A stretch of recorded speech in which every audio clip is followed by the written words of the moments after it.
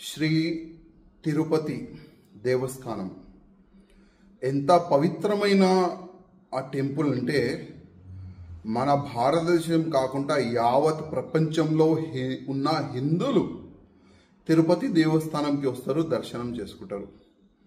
కానీ లడ్డూలో ఈ పందులు కానీ వేరే వేరే జంతువులు మొత్తం నెయ్యి కలిపినారు.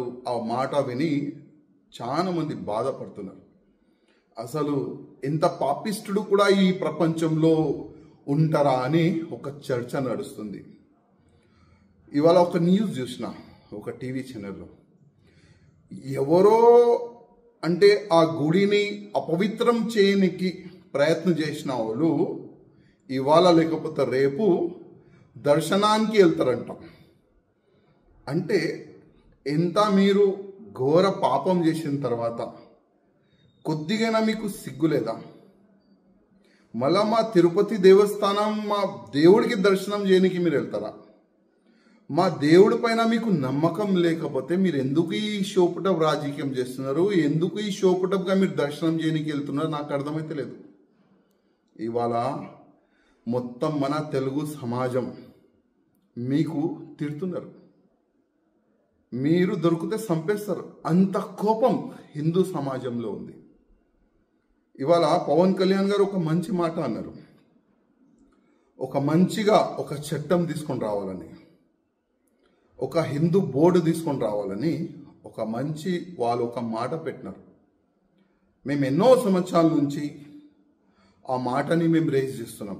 ఏ విధంగా ఒక బోర్డు ఉంది, అదేవిధంగా హిందువులు కూడా ఒక బోర్డు ఉండాలని. కానీ ఇవాళ లేకపోతే రేపు మంచి దినాలు వస్తుంది.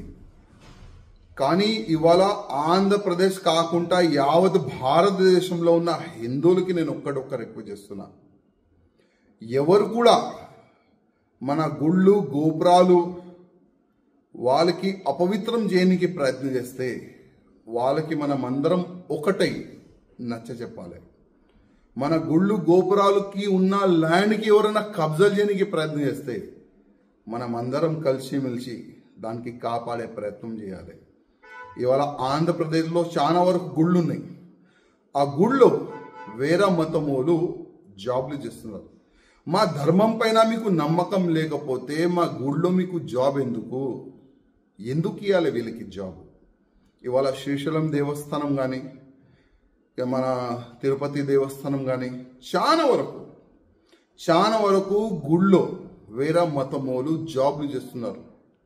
నేను ప్రత్యేకంగా చంద్రబాబు నాయుడు గారికి గతంలో కూడా ఒక లేఖ రాసిన, ఇవాళ కూడా నేను మా చంద్రబాబు నాయుడు గారికి రిక్వెస్ట్ చేస్తున్నా, మీరు దీనికి ఒక టాస్క్ ఫోర్స్ తయారు చేయండి, ఒక యాక్షన్ టీమ్ దీన్ని తయారు చేయండి. ఎవరైనా వేరే మతమోలు పేరు మార్చి గుళ్ళు గోపురాల దగ్గర అక్కడిక్కడ జాబ్లు చేస్తే వాళ్ళకి ఇమ్మీడియట్గా తీసేలాగా, వాళ్ళకి ఐడెంటిఫై చేసేలాగా ఒక టీంని ఏర్పాటు చేయాలని నేను ఆంధ్రప్రదేశ్ ముఖ్యమంత్రి గారికి రిక్వెస్ట్ చేస్తున్నా.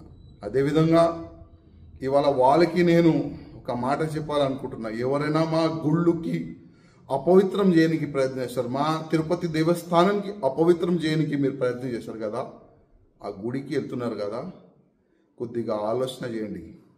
ఆ దేవుడు పోయే ముందు ఒక్కసారి ఆలోచన చేయండి, మీరు ఏం చేసినారు? ఆ గుడికి అపవిత్రం చేయడానికి మీరు ప్రయత్నం చేశారు. ఒక్కసారి మీరు ఆలోచన చేయండి ఆ గుడికి వెళ్ళే ముందు.